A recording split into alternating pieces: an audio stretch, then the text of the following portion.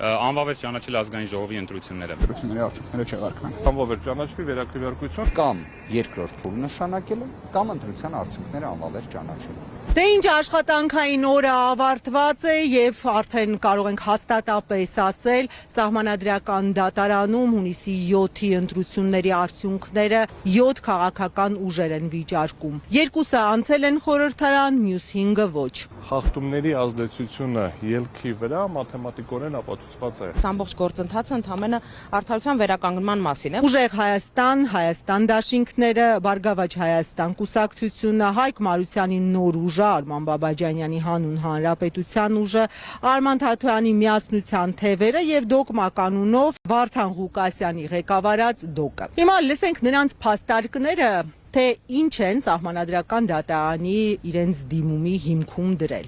Նախ եւ առաջ դա իրավապահ համակարգի քաղաքական քարոզչությունն է,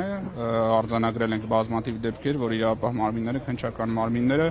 ուղղակի քարոզչական համագործակցություն են ունեցել իշխող ուժի ներկայացուցիչների հետ, նաև որ ամենասուրը եւ ամենակարևորն է, չպետք է հրապարակեին այնպիսի գաղտնալսումներ, որոնք իրավական նշանակություն չունեն, բայց փորձում են վատ լույսի ներքո ներկայացնեն։ Իշխանությունը ինքը ոչ միայն գործադրել է ողջ վարչական ռեսուրսը, ֆինանսական, հանրությանը պատկանող ֆինանսական միջոցները ոչ միայն ընտրակաշառքի տեսքով տվել է ընտրողներին, նաև գործադրել է իր ամբողջ, այսպես կոչված ճակերտավոր լիազորությունները բռնության ենթարկելու քաղաքացիներին։ Պատմության ընթացքում Հայաստանի առաջին դեպքն է, երբ որ Սահմանադրական դատարանում խախտումների ազդեցությունը ելքի վրա մաթեմատիկորեն ապացուցված է։ Երբ որ վերահաշվարկի արդյունքում հրապարակվել են թվեր, այդ թվերով Բարգավաճ Հայաստանը հավաքում է 4%-ից ավել, 50-ից ավելով է, այսինքն ձայն, հետո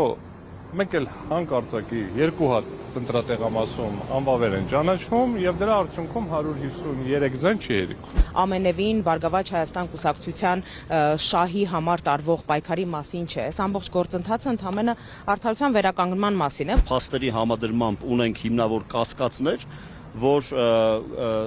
եղած պայմաններում ձևավորվող իշխանությունների լեգիտիմությունը հարցականի տակ է դրվում։ Ամենաակնառու խախտումը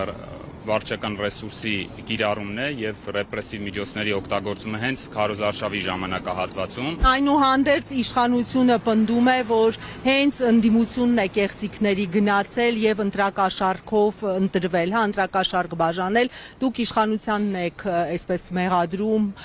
վարչական ռեսուրսով եւ այլ խախտումներով։ Կասեք, դուք ինչ եք դրել ձեր դիմումի հիմքում, դուք ինչ փաստական հանգամանքներ ունեք, որը կապացուցի ձեր հայտարարությունը։ Ինչ վերաբերում է ձեր առաջին դիտարկմանը, եկեք այսպես արձագանքենք։ Որևէ մի իրավական փաստ ընտրակաշառքի առավել եւս ընդդիմադիր ուժերի կողմից ես չեմ տեսել։ Առավել եւս կասեմ, ուժեղ Հայաստան կուսակցությունների դաշինքի վերաբերյալ նման իրավական փաստ, իսկ եթե խոսում ենք քրեա իրավական տիրույթի մասին, այն պետք է լինի ավարտուն դատական ակտ, ըստ էության լուծող դատավճիռ, դրանք չկան։ Իսկ ինչ վերաբերում է իշխանությունների կողմից ընտրախախտումների վերաբերյալ պայմանականորեն, որ պատկերացնեք, խոսքը գնում է վարչական դատարանի վճռի մասին, ատելության խոսքի վերաբերյալ, վարչական դատարանի վճռի մասին, վարչական ռեսուրսի չարաշահման վերաբերյալ եւ ընդհանրապես ԿԸՀ որոշ գործողությունների։ Եմ որ ընդդիմադիր ուժերի, մյուս ուժերի տեսակետից տարբերվում է հանուն հանրապետության հայցադիմումը, համենայն դեպս ըստ կուսակցության ներկայացուցիչ Ռուբեն Մեհրաբյանի, նրանք ես մեջբերեմ համակարգված ընտրակաշառք բարձրացնելու հարցն են դնելու Սահմանադրական դատարանում եւ իրենց դիմումի հիմքում հենց այդ հարցն են բարձրացնում, որն է ձեր պահանջը, դիմումում ինչ պահանջ եք։ Պահանջն է զանգվածային ընտրակաշառքներին տալ իրավական գնահատական եւ գնահատել, թե ինչ չափով է եղել ազդեցությունը վերջնական արդյունքի վրա։ Ընտրակաշառքում կողմից է ձեզ բաժանվել։ Նայեք հակակոռուպցիոն կոմիտեի վիճակագրությունը։ Դիմում եք։ Մենք դիմել ենք, որպեսզի գնահատական տրվի սրան եւ ըստ այդ գնահատականի էլ մենք կհարգենք ցանկացած որոշում, որ արդեն իր ֆունկցիոնալ է կունենա որը կընդունի սահմանադրական դատարանը։ Ենթադրաբար երկուշաբթի օրը մենք կիմանանք, թե սահմանադրական դատարանը ինչ որոշում է ընդունել այսօրվա դիմումների հետ կապված, այսինքն ընդունել չընդունելու վերաբերյալ։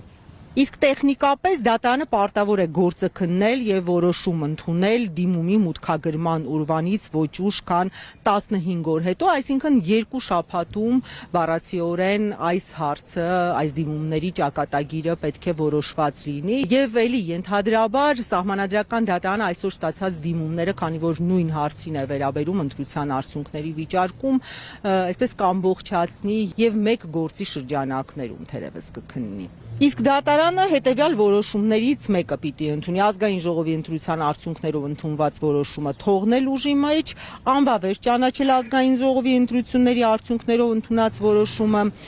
եւ այսպիսի ենթավորոշումներ անվավեր ճանաչել ընտրության արդյունքները, անվավեր ճանաչել ընտրությունների արդյունքները եւ սահմանել մանդատների բաշխման կարգը, նշանակել ընտրությունների երկրորդ փուլ։ Ես հիշեցնեմ, որ քաղաքական ուժերի վիճարկման առարկան կենտրոնական ընտրական հանձնաժողովի հունիսի 14-ի որոշումն է։ Կենտրոնական ընտրական հանձնաժողովի որոշմամբ ազգային ժողովի մանդատները բաշխվել են 3 ուժերի միջև, քաղաքացիական պայմանագիր 64 մանդատ, ուժեղ Հայաստան 29, Հայաստան դաշինք 12 մանդատ։ Բարգավաճ Հայաստանը դուրս մնաց խորհրդարանից, ինչի արդյունքում քաղաքացիական պայմանագիրը ստացավ 3/5, ինչն անհրաժեշտ է սահմանադրական օրենքներ ընդունելու, կարևոր պաշտոններում, այդ թվում երկրի նախագահի, գլխավոր դատախազի, սահմանադրական դատարանի անդամի ընտրության համար։ Իսկ ինչպես ԲՀԿ-ն դուրս մնաց խորհրդարանից, ես մի փոքր նկարագրեմ, ԿՀ-ն որոշեց քվեարկություն չնշանակել այն 3 տեղամասերում, որտեղ քվեարկության արդյունքներն անվավեր էին ճանաչվել, ԲՀԿ-ականների հաշվարկով մի քանի տասնյակ ձայներ պակասում իրենց։ Իշխանության ներկայացուցիչներ, տարբեր կալիբրի ներկայացուցիչներ, երբ որ հորջորջում են ժողովրդավարության մասին, մեր ընտրողների ազատ կամ արտահայտման մասին, մասնավորապես նույն զինվորների քվեարկության հետ կապված տարատեսակ գրառումներ աչքովս ընկան, որ երբ որ մատնանշվել էին կոնկրետ այդ տեղամասերում խախտումների մասին, ընդ որում այդ գործընթացի սխալ կազմակերպման պատասխանատվությունը եւս իշխանությունների ուսերին է, որովհետեւ եթե կոնկրետ զինվորների ընտրելու գործընթացը կանոնակարգվում է բանակի կողմից, պետք է ընդհանրապես ճիշտ ժամանակին այդ ամեն ինչը կազմակերպել, որպեսզի նաեւ նույն այդ զինվորների ընտրելու իրավունքը խաթարված չլիներ ու ինչպես նաեւ այդ տեղամասերում քվեարկած մեր մի քանի հազար հայրենակիցների ընտրելու իրավունքը։ Հրաժարվելը 3 հայտնի տեղամասերում ընտրության վերաքվեարկություն նշանակելը մենք կարծում ենք, որ մի քանի հազար ընտրողների կամքը անտեսելը ամենևին էլ չի բխում օրինականությունից եւ սահմանադրականությունից։ Ես նաեւ նշեմ, որ հենց այսօր իշխանությունը կրկին շարունակում էր ընդդիմությանը մեղադրել անցած ընտրություններում ընտրակաշառքով ընտրվելու համար։ Երկու ուժեր հաստատապես հայտարարեցին, որ գործի քննության ընթացքում հանդես կգան միջնորդություններով, որպեսզի սահմանադրական դատարանի որոշ դատավորներ չմասնակցեն այս քննությանը։ Ընդհանրապես սահմանադրական դատարանի այս կազմը, որը Նիկոլ Փաշինյանի իշխանության շրջանում է ընտրվել, իսկ նրանց բացարձակ մեծամասնությունը հենց քաղաքացիական պայմանագրի կողմից, ընդդիմադիրների կարծիքով շատ խնդրահարույց է, նրանք բազմաթիվ հարցեր ունեն եւ միակ ուժը, որ կասկածի տակ չէր դնում նրանց անարչարությունը, դա հանուն հանրապետության ուժն էր, որը կրկին վիճարկում է սահմանադրական դատարանում ընտրության արդյունքը։ Հավանաբար մենք նույնպես կմիանանք այդ միջնորդությանը կամ ներկայացնենք։ Առնվազն մեկի անուն նշեմ, Վլադիմիր Վարդանյանը, որ քաղաքացիական պայմանագրի երկար տարիների անդամն է, չի կարող այս վեճը լուծել օբյեկտիվ լինելով քաղաքացիական պայմանագրի նկատմամբ։ Սահմանադրական դատարանի կազմում կան դատավորներ, որոնց մասնակցությունը մենք գտնում ենք, որ անհնարին է։ Օրինակ եք միջնորդելու, որ չմասնակցի քննության։ Չեմ բացահայտի այս փուլում, վստահ եմ ձեզանից շատերը դա գիտեն, պատկերացնում են։ Նշված հարցերը կքննարկվեն սահմանադրական դատարանում։ Այս հայտարարությունների ընթացքում Վլադիմիր Վարդանյանն էր սահմանադրական դատարան մտնում եւ նա ըստ էության հրաժարվեց մեկնաբանություններից։